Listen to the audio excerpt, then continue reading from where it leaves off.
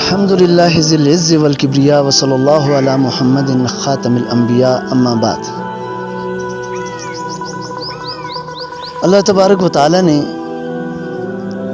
ساری دنیا کے انسانوں کو دنیا اور آخرت میں کامیابی کے لیے اپنے احکامات اور ہر زمانے کے نبی کے طریقے عطا فرمائے ہیں۔ اللہ تعالیٰ نے ساری دنیا میں سے چناؤ کیا انسان کا اور ساری کائنات کا خلاصہ انسان کو بنایا اور انسان کو اپنا خلیفہ اور نمائندہ بنایا۔ انی جاعل فی الارض خلیفہ۔ تو ساری کائنات اس انسان کی خدمت میں لگی ہوئی ہے اور اس انسان کو صرف اور صرف اللہ تعالیٰ نے اپنی بندگی کے لیے بنایا ہے۔ وما خلقت الجن والانس الا لیعبدون۔ اور یہ بندگی میں ہی اچھا لگتا ہے۔ تو اللہ تعالیٰ کو اس سے کتنی محبت ہے، پہلے میں اس پہ تھوڑی سی بات کرتا ہوں کہ حدیث قدسی میں اللہ تعالیٰ فرماتا ہے یا ابن آدم، اے آدم کے بیٹے۔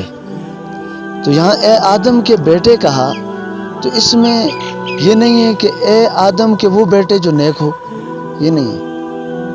اے آدم کے وہ بیٹے جو نمازی ہو، یہ بھی نہیں، بلکہ آدم کا بیٹا کہہ کر آدم علیہ السلام کی ساری نسل، اس میں گناہگار، اللہ کا انکار کرنے والے اور اللہ کو نہ ماننے والے اور کتنے کفر کے اندر اپنے آپ کو دبونے والے اور کفر کی تاریکیوں میں رہنے والے وہ بھی ہیں، پھر کتنے مسلمان، پھر ان میں گناہگار جتنے ہیں، سب کو اللہ تعالیٰ کہہ رہے کہ اے آدم کے بیٹے انی لک محب، میں تجھ سے محبت کرتا ہوں۔ وَبِحَقِّي عَلَيْكَ كُلِّ مُحِبَّةٍ، تیرے اوپر بھی یہ میرا حق ہے کہ تو مجھ سے محبت کر۔ تو خود بنانے والا جو کسی کا محتاج نہیں، خود بنانے والا جو کسی کا پابند نہیں، جو خود بنانے والا جو کسی سے ڈرتا نہیں، جو کسی سے دبتا نہیں، کسی کے سامنے جھکتا نہیں، عاجز نہیں، یا مخلوق اس کی ضرورت نہیں، بے نیاز، اللہ الصمد، بے نیاز، اور وہ اعلان کر رہا ہے کہ میرے بندے میں تجھ سے محبت کرتا ہوں تو تو بھی مجھ سے محبت کر۔ تو اب میں اللہ سے کیسے محبت کروں؟ تو اس کے لیے اللہ تعالیٰ نے فرمایا دوسری حدیث قدسی کے اندر کہ یا ابن آدم، اے آدم کے بیٹے، خلقتک لعبادتی فلا تلعب، میں نے تجھے اپنی عبادت کے لیے بنایا ہے تو دنیا کے کھیل کود میں نہ لگ۔ قدرت لک رزقک فلا تتعب، اور میں نے تیری روزی لکھ دی ہے، تیرا رزق تقدیر میں لکھ دیا ہے، اس کے لیے تجھے تھکنے کی ضرورت نہیں۔ فإن رضیت بما قسمت لک، اگر تو میری تقدیر پہ راضی ہو گیا تو میں دو چیزیں تجھے عطا کروں گا جو تیری دنیا کی ضرورتیں ہیں۔ ارحت قلبک وجسدک، میں تیرے دل کو بھی سکون دوں گا اور تیرے جسم کو بھی سکون دوں گا، تو اطمینان سے زندگی گزارے گا، تو خوشحال زندگی گزارے گا، تیری معیشت اچھی ہو جائے گی، تیری معاشرت اچھی ہو جائے گی، تیری تجارت اچھی ہو جائے گی، تیرے گھر کی زندگی اچھی ہو جائے گی، محلے کی زندگی اچھی ہو جائے گی، تیری سیاست کا نظام اچھا ہو جائے گا، تیرا حکومتی نظام اچھا ہو جائے گا، لیکن تو میری مان کے چل۔ آگے کیا ہے؟ فرمایا کنت عندی محمودا، اگر تو میری مرضی پہ چلے گا تو میرا پسندیدہ بندہ بن جائے گا۔ فإن لم رضیت بما قسمت لک، اگر تو نے میری تقدیر کو جھٹلا دیا اور تو میری مرضی پہ راضی نہ ہوا، میرے حکم پہ راضی نہ ہوا اور تو خود ہی اپنے آپ کو سب کچھ سمجھنے لگا، تو پھر تو کیا کرے گا؟ تو دنیا کے اندر لگ کے بہت مجھ سے دور چلا جائے گا، اور کیا ہوگا؟ میں تجھے سزا کے طور پہ کیا کروں گا؟ سلط تو علیک دنیا، میں تیرے اوپر دنیا کو مسلط کر دوں گا، اور پھر تو نماز پڑھے گا، دل میں دنیا آباد کرے گا، تو قرآن کی تلاوت کرے گا، دل میں دنیا آباد کرے گا، اور کیا ہوگا؟ پھر یہ ہوگا کہ تو میرے ناپسندیدہ بندوں میں شامل ہو جائے گا۔ تو اللہ کا پسندیدہ بننا، اللہ کی مرضی پہ چلنا، یہ ہمارا مقصد ہے، اور اللہ کو ناراض کرنے سے بچنا یہ ہمارا مقصد ہے کہ اللہ کو راضی کرنا، یہی میری معراج، یہی میرا مقصود، یہی میرا سب کچھ۔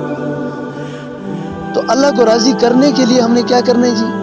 ہم نے اللہ کے احکامات کا علم، اللہ کے رسول صلی اللہ علیہ وسلم کی تعلیمات کی روشنی، یہ ہم نے اپنے اندر لانی ہے، اور اپنے اندر جب یہ چیز آئے گی تو پھر ہم شعور، جب ہمارا بیدار ہوگا، شعوری طور پہ ہم بیدار ہوں گے، تو ہم جہاں چلیں گے، جدھر چلیں گے، تو ہم خواہش نفس کے غلام نہیں ہوں گے، دنیا کے غلام نہیں ہوں گے۔ تو اللہ تعالیٰ نے دنیا کے اندر جو نظام بنایا ہے، اس میں اللہ کو جو پسند ہے، جو انسانوں کے اندر جو پسند ہے، مرد عورت یہ اللہ نے بنایا۔ قرآن میں اللہ فرماتے ہیں کہ میں نے بنایا تمہیں مرد بھی اور عورت بھی، وَجَعَلْنَاكُمْ شُعُوبًا وَقَبَائِلَ لِتَعَارَفُوا، اور میں نے تمہارے خاندان بنائے، قبیلے بنائے صرف پہچان کے لیے۔ ان اکرمکم عند اللہ اتقاکم، اللہ کے نزدیک بہتر وہ ہے جو تقوی والا ہے، جو زیادہ اللہ سے ڈرنے والا ہے۔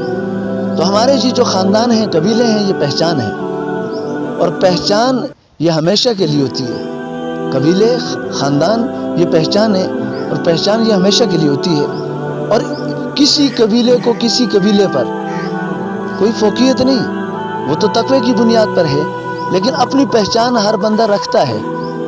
اور اللہ تعالیٰ نے یہ قبیلے کی، خاندان کی محبت بھی رکھی ہے، اور اللہ تعالیٰ نے اگر ایسا ہی ہوتا ساری کائنات کے اندر جتنے انسان ہیں وہ ایک ہی قبیلے کے ہوتے، مختلف قبائل نہ ہوتے، لیکن اللہ تعالیٰ نے چناؤ کرنا تھا کہ جیسے اللہ کے نبی صلی اللہ علیہ وسلم نے فرمایا ان اللہ تخیر القبائل، اللہ تعالیٰ نے سارے قبیلوں کو دیکھا، آدم علیہ السلام سے لے کر قیامت تک، فاختار العرب، پھر اس میں سے عرب کو الگ کیا، ثم تخیر العرب، پھر اس میں سے عرب کو دیکھا، سارے عرب کو دیکھا، فاختار مضر، اس میں سے مضر قبیلے کو الگ کیا، ثم تخیر مضر، پھر مضر کو دیکھا، فاختار قریش، پھر قریش کو الگ کیا، ثم تخیر قریش، پھر قریش کو دیکھا، فاختار بنی ہاشم، اس میں سے بنی ہاشم کو الگ کیا، ثم تخیر بنی ہاشم، پھر بنی ہاشم کے چھان بین کی، فاختارنی، اس بنی ہاشم سے اللہ تعالیٰ نے مجھے چنا اور میں چنا ہوں، یہ اللہ کے نبی نے فرمایا۔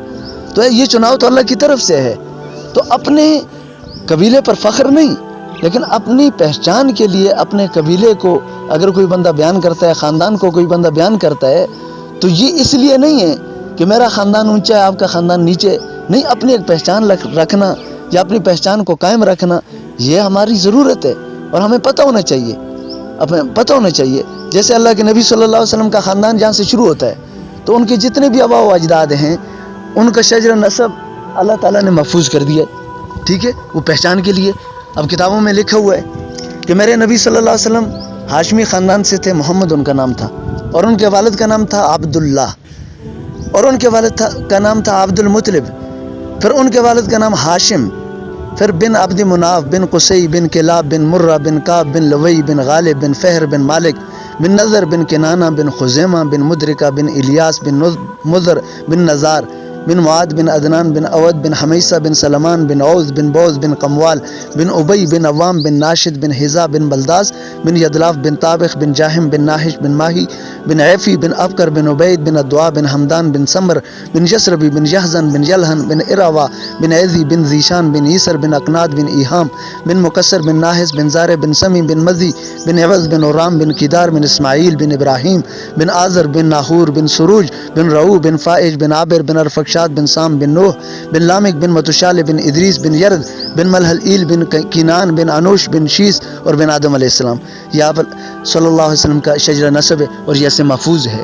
تو آپ کے ساری تاریخ محفوظ ہے، آپ کی داڑھی مبارک کے اندر کتنے بال تھے یہ محفوظ ہیں، پھر آپ نے اپنی بکریوں کے وہ نام جو یہ تو فرضی نام ہوتے ہیں، بکریوں کے جو نام رکھے ہیں وہ بھی محفوظ ہیں، کہ ایک بکری کا نام تھا اجوا، ایک کا نام تھا زمزم، ایک کا سکیا، ایک کا برکہ، ایک کا ورثہ، ایک کا اطراف، ایک کا اطلال، ایک کا غیثہ، ایک کا کمرہ، یہ آپ کی بکریوں کے نام تھے۔ پھر آپ کی اونٹنیوں کے نام ہیں، گھوڑوں کے نام، تلواروں کے نام، ساری زندگی محفوظ ہے۔ تو ہمیں اس اعتبار سے ہمیں پتہ ہونا چاہیے میں کس خاندان سے ہوں، میرا قبیلہ کون سا ہے، اور اس قبیلے کی پہچان کیا ہے، اور پھر میرے اوپر کیا ذمہ داریاں بنتی ہیں، اور ہر قبیلے کو اللہ نے صفات سے متصف کیا ہے، تو وہ صفات اگر آتے آتے کہیں کمی کا شکار ہو گئی ہیں تو ان صفات کو دوبارہ بحال کرنے کا اب میں کیسے کون سا قدم اٹھاؤں، کس طریقے پر میں ان صفات کو بحال کروں۔ جیسے ہمارے بڑوں کے بارے میں وہ سخی تھے، تو اگر میرے اندر سے سخاوت نکل گئی ہے تو میں اس قبیلے، اس خاندان کی سخاوت کو کیسے بحال کروں، یہ میری ذمہ داری ہے۔ اگر ایک قبیلہ عالی اخلاق والا ہے تو وہ اس کی ذمہ داری بنتی ہے کہ بھئی وہ اپنے قبیلے کے عالی اخلاق کو زندہ کرے، اور ایک قبیلہ ہے اس کی یہ صفت ہے کہ وہ دوسروں کے لیے جیتا ہے، تو اب دوسروں کے لیے جینا یہ اپنے قبیلے کے اندر اس صفات کو زندہ کریں۔ حیا والا قبیلہ، باقی جتنی صفات حمیدہ ہمارے قبائل کے اندر ہیں اور اللہ تعالیٰ نے ہر ایک کو دی ہیں، تو وہ چیزیں ہم اپنے اندر اجاگر کی، یہ ہماری ذمہ داری بنتی ہے کہ ہم اپنے اندر وہ صفات پیدا کریں اور اپنے قبیلوں کے نام کو روشن کریں اور قبیلوں پہ فخر نہ کریں، قبیلے اور خاندان اس پر ہم کیا کریں، ان کے نام روشن کریں اور اپنے بڑوں کی تاریخ کو زندہ رکھیں اور اپنے بڑوں کے نام کو زندہ رکھیں، جیسے اللہ نے اپنے نبی صلی اللہ علیہ وسلم کے بڑوں کے آبا و اجداد کے ادھر ماں سے بھی اور باپ سے بھی وہ سارے نام زندہ رکھیں نا، تو ہم بھی اپنے بڑوں کے نام کو زندہ رکھیں، اور جب یہ ہم کریں گے تو ہماری نسلیں، ہماری آنے والی جو نسلیں ہیں وہ بھی ہماری تاریخ کو اپنے پاس محفوظ کریں گی، اور پھر جب ہم کسی کے پاس جائیں گے تو ہم ایک تاریخ کے ساتھ، ہم اپنے ایک سلسلہ نسب کے ساتھ اور اپنے صفات کے ساتھ اور اپنے بڑوں کی جو زندگی ہے، ٹھیک ہے، کمالات ہیں، ان کے ساتھ جب ہم آگے بڑھیں گے تو اللہ تعالیٰ ہمیں ترقی بھی دے گا اور دنیا کے اندر نام بھی روشن ہوگا۔ اور یہ دنیا چند روزہ ہے، یہ دنیا چند روزہ ہے، اس میں کسی مرد کو کسی عورت پر کوئی فوقیت نہیں، کسی کالے کو کسی گورے پہ کوئی فوقیت نہیں۔ اللہ کے نبی صلی اللہ علیہ وسلم نے فرمایا ان اللہ بعثنی کافۃ للناس رحمتاً، اللہ نے مجھے پوری دنیا کے لیے رحمت بنا کے بھیجا ہے اور میرے پیغام کو آپ آگے پہنچائیں۔ اور دوسری حدیث میں فرمایا بعثت الی الاسود والاحمر والی کل انس وجن، مجھے ہر کالے اور گورے کا نبی بنایا ہے، ہر انسان اور جنات کا نبی بنایا ہے۔ تو ہم ایک امت ہیں، لیکن اس میں اللہ تعالیٰ نے یہ ہمیں قبیلے اور خاندان دیے ہیں پہچان کے لیے، اور ان میں مختلف قبیلوں میں مختلف صفات اللہ تعالیٰ نے رکھی ہیں، تو ان صفات کو اجاگر کرنا یہ ہماری ذمہ داری بنتی ہے۔ یہ میرا پیغام ہے کہ ہم مسلمان بن کر،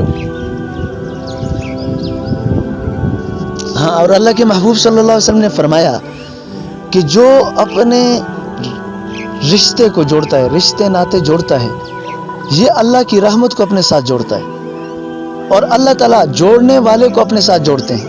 اور یہ رشتہ داریاں جو ہم قائم کرتے ہیں، صلہ رحمی کرتے ہیں، رشتے جوڑتے ہیں، تو اس کو قیامت کے دن اللہ کے نبی صلی اللہ علیہ وسلم نے فرمایا ایک صورت سامنے ہوگی اور وہ اللہ تعالیٰ سے درخواست کرے گی کہ یا اللہ میں رشتہ داری ہوں اور اس بندے نے مجھے اپنے ساتھ جوڑا ہے، تو اس کو اپنی رحمت سے جوڑ دے۔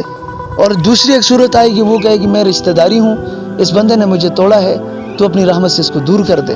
تو اللہ تعالیٰ نے جہاں بھی قرآن کے اندر حکم دیا اعمال کرنے کا، احکام کا، مال خرچ کرنے کا یا حسن سلوک کرنے کا، تو اللہ تعالیٰ نے اس میں وَآتَ الْمَالَ عَلَى حُبِّهِ ذَوِي الْقُرْبَى وَالْيَتَامَى وَالْمَسَاكِينِ، وَآتَ الْمَالَ عَلَى حُبِّهِ، اللہ کی محبت میں مال لگاؤ، اور یہ صرف مال لگانا نہیں ہے، اپنے معاملات جو اللہ کی محبت میں آپ نے کرنا ہے، اللہ کو راضی کرنے کے لیے جس سے جو معاملہ کرنا ہے، ذوی القربہ ان میں سب سے پہلے اپنے اقربا ہیں، سب سے پہلے قریبی ہیں، اور قریبیوں کا جو خیال نہیں کرتا۔ اللہ کے نبی صلی اللہ علیہ وسلم کے پاس ایک آدمی آیا، کہا جی مجھ سے گناہ ہو گیا ہے، میں توبہ کرنا چاہتا ہوں۔ تو اللہ کے نبی نے فرمایا تیری ماں زندہ ہے، جا اس کی خدمت کر۔ کہا جی ماں میری فوت ہو گئی ہے۔ کہا تیری خالہ زندہ ہے؟ کہا جی خالہ زندہ ہے۔ کہا خالہ بھی تیری ماں ہے، جا خالہ کی خدمت کر، اللہ تجھے معاف کرے گا۔ تو ہمیں تو یہ سبق دیا گیا ہے، تو اگر ایک خالہ کو مقام ملا تو ہمارے اسلام نے سکھایا، اگر ایک چچے کو مقام ملا، اللہ کے نبی صلی اللہ علیہ وسلم نے فرمایا چچا باپ کی مانند ہے۔ چچا کس کی طرح؟ باپ کی مانند ہے۔ جب اللہ کے محبوب فرما رہے ہیں کہ چچا باپ کی مانند ہے، اور ہم چچے کو اپنا دشمن بنا، بھتیجا چچے کا دشمن بنا ہوا ہے، جیسے اپنے باپ کی تعظیم کرتا ہے ایسے چچا کی تعظیم کرے، جیسے ماں کی تعظیم کرتا ہے پھوپھی کی تعظیم کرے، جیسے ماں کی تعظیم کرتا ہے خالہ کی تعظیم کرے، جیسے اپنے بھائی کا خیال کرتا ہے اپنے دوسرے بھائی کا بھی ایسے ہی خیال کرے۔ اور اللہ کے نبی صلی اللہ علیہ وسلم نے فرمایا کہ تم میں سے کوئی آدمی ایمان والا نہیں بن سکتا جب تک وہ اپنے بھائی کے لیے وہ پسند نہ کرے جو اپنی ذات کے لیے پسند کرتا ہے۔ اور فرمایا کہ لیس المومن، وہ آدمی مومن نہیں ہے، الذی یشبع وجارہ جائع، وہ آدمی مومن نہیں ہے کہ جو خود پیٹ بھر کے سویا اور اس کا پڑوسی بھوکا ہے۔ ہمیں تو پڑوسیوں کے حقوق بھی بتائے۔ حضرت عائشہ صدیقہ رضی اللہ تعالیٰ عنہ نے عرض کیا یا رسول اللہ صلی اللہ علیہ وسلم ہمارے دو پڑوسی ہیں، ایک دائیں طرف ایک بائیں طرف، تو میں کس پڑوسی کا حق پہلے ادا کروں، کون سی چیز؟ فرمایا جی آپ دیکھو جس کا دروازہ قریب ہے اس کا حق پہلے ہے، جس کا دروازہ قریب ہے اس کا حق پہلے۔ تو ہمیں تو اسلام یہ سکھاتا ہے کہ رشتہ داری کو بحال کریں اور محبتیں ان میں عام کریں، نفرت کو نہ پھیلائیں، محبتیں عام کریں، اور ان میں مراتب کا لحاظ رکھا جائے، رشتہ داری میں مراتب کا لحاظ رکھا جائے، جو جس درجے کا اس کو وہ درجہ دیا جائے، اور جب ہم یہ کریں گے تو پھر کیا ہوگا؟ اللہ کی رحمت ہمارے اوپر برسے گی. اور رشتہ داری صلہ رحمی کو جوڑنا یہ اللہ کے ہاں بہت بڑی چیز ہے. رشتہ داری اور صلہ رحمی کو جوڑنا یہ اللہ کے ہاں بہت بڑی چیز ہے، بہت بڑا. اب دنیا کے اندر ایک آدمی چاہتا ہے جی اموات کی کمی ہو تو یہ صلہ رحمی کرے، بیماریاں ختم ہو یہ صلہ رحمی کرے، برکتیں گھروں میں آئیں یہ صلہ رحمی کرے، تجارتوں کے اندر برکتیں آئیں یہ صلہ رحمی کرے، انصاف قائم ہو اس کو چاہیے صلہ رحمی کرے. صلہ رحمی بنیاد ہے، اور اس میں بنیاد سب سے پہلے اپنے اقربا ہیں. وَآتَ الْمَالَ عَلَىٰ حُبِّهِ ذَوِي الْقُرْبَىٰ وَالْيَتَامَىٰ وَالْمَسَاكِينِ وَابْنِ السَّبِيلِ وَالسَّائِلِينَ وَفِي الرِّقَابِ. آگے پھر اور طبقے بتائیں، لیکن پہلے کیا ہے جی؟ اپنے قریبی. اور قریبی شریعت کے اندر تو ویسے یہ ہے کہ قریب وہ ہے جو دیندار ہے، قریب وہ ہے جو دیندار ہے، صفات والا ہے. سلمان فارسی رضی اللہ فارس سے آئے ہیں اور ابو لہب سگے چچا ہیں. ابو لہب اللہ کے نبی کی بات کا انکار کرتے ہیں. انکار کرنے کی وجہ سے اللہ تعالیٰ نے قیامت تک ہمارے بچوں کو، اب ہمارے بچے جو قرآن پڑھیں گے تو اس میں ابو لہب کے لیے بدعا ہے، تبت یدا ابی لہب وتب، ٹوٹ جائیں دونوں ہاتھ ابی لہب کے اور وہ برباد ہو. یہ بدعا کون کر رہا ہے؟ ہمارے بچے بھی کر رہے ہیں جو قرآن پڑھ رہے ہیں. کیوں؟ کہ نبی کا چاچا ہے لیکن نبی کا تابعدار نہیں. اور سلمان فارسی فارس سے آ رہے ہیں لیکن اللہ کے نبی کی تابعداری اور غلامی اتنی اعلیٰ ہے کہ اللہ کے نبی صلی اللہ علیہ وسلم نے فرمایا کہ اللہ تعالیٰ نے مجھے حکم دیا ہے کہ میں علی سے محبت کروں، میں مقداد سے محبت کروں، اور میں سلمان فارسی سے محبت کروں. یہ اللہ نے حکم دیا. اور فرمایا سلمان منا اہل البیت، سلمان میرے گھر والوں میں سے ہے، باہر سے آ کے گھر والا بن گیا. تو اب یہاں ہمارے اندر بھی یہ ہو کہ ہم اپنے عزیز و اقارب میں جو لوگ زیادہ دیندار ہیں ان کی زیادہ عزت کی جائے، اور دینداروں کی زیادہ ذمہ داری بنتی ہے کہ وہ رشتہ داریوں کو بحال رکھیں، رشتہ داریوں کو نہ توڑیں. جب رشتہ داری بحال ہوگی آپ دیکھیں گے ساری فضا خوشگوار ہوگی، پوری دنیا میں امن ہوگا. میں اس پر ایک آیت پڑھتا ہوں تو اس پہ اپنی بات ختم کرتا ہوں کہ اللہ تعالیٰ نے امن کو، سکون کو کس چیز کے ساتھ رکھا ہے؟ وہ دین کے ساتھ ہی رکھا ہے. ضرب اللہ مثلا قریہ، اللہ تعالیٰ ایک مثال دیتا ہے بستی کی، اور بستی کا نام نہیں بتایا، لیکن اس مثال دینے سے یہ قیامت تک آنے والی کوئی بھی بستی یہ کام کرے گی تو اس کے ساتھ یہ معاملہ ہوگا. کانت آمنہ، وہ بستی بڑی امن والی، مطمئنہ، دیندار، سارے دیندار، مرد بھی، عورتیں بھی، بچے بھی، جوان بھی، بوڑھے بھی، سارے دیندار. آمنہ امن والی، مطمئنہ یہاں اطمینان سے مراد کیا ہے؟ دیندار، 100% دین کو اختیار کرنے والے. یاتیہا رزقہا رغدا من کل مکان. اللہ نے فضل کیا کہ ان کی دینداری کی وجہ سے اور ان کی امن کی وجہ سے، آپس میں محبت کی وجہ سے، توڑ نہیں ہے، دشمنی نہیں ہے، محبت ہے، تو اللہ تعالیٰ نے کیا کیا؟ ان کے لیے رزق کے دروازے کھول دیے، ہر طرف سے رزق آ رہا ہے. انہوں نے کیا کیا؟ فکفرت بانعم اللہ، آنے والوں نے اللہ کی نعمتوں کو کھایا. چاروں طرف سے بارشیں وقت پہ ہو رہی ہیں اور زمینیں غلے دے رہی ہیں، پھل چاروں طرف سے آ رہے ہیں، ہر طرح کے پھل مل رہے ہیں، فروانی ہے. انہوں نے وہ کھا کے بجائے اللہ کا شکر کرنے کے انہوں نے ناشکری کی. فکفرت بانعم اللہ، یہ اللہ کی نعمتیں کھا کر انکاری بنے، ناشکرے بنے. تو اللہ تعالیٰ نے 2 سزائیں بھیجی. کون سی؟ فَأَذَاقَهَا اللَّهُ لِبَاسَ الْجُوعِ وَالْخَوْفِ بِمَا كَانُوا يَصْنَعُونَ، کہ اللہ تعالیٰ نے بھوک کا عذاب بھیجا، ساری زندگی تم بھوکے رہو گے. پھر خوف، ڈر، اور لباس الجوع والخوف کہا. لباس کہتے ہیں جو جسم کے ساتھ چپکا ہوا ہو، کہ ان کے ساتھ بھوک چپکی ہوئی ہے، ان کا خوف جاتا ہی نہیں، بھوک جاتی ہی نہیں. تو اب دوبارہ ہم اگر امن چاہتے ہیں تو دین کو اختیار کر کے محبتوں کو عام کریں، رشتہ داریوں کو جوڑیں، ماں باپ کے ساتھ حسن سلوک کریں، پڑوسیوں کے حق کا خیال کریں، اور اپنے آپ کو گناہوں سے محفوظ کریں. اور جو گناہ سے بچے گا وہ اللہ کے قریب ہوگا، جو گناہ میں پڑ جائے گا یہ اللہ سے دور ہوگا. میری ساری امت سے یہ درخواست ہے کہ ساری امت گناہوں سے توبہ کرے اور ہمیشہ کے لیے اس طرف نہ جانے کی نیت کرے کہ گناہ کے قریب بھی نہیں جائیں گے، اور ہمیشہ کے لیے اپنے اللہ اور رسول کو راضی کرنے کی کوشش کرے، اور جتنے حقوق العباد ہیں ان کو پورا کرے، اور حقوق اللہ جتنے ہیں ان کو پورا کرے. وآخر دعوانا ان الحمدللہ رب العالمین.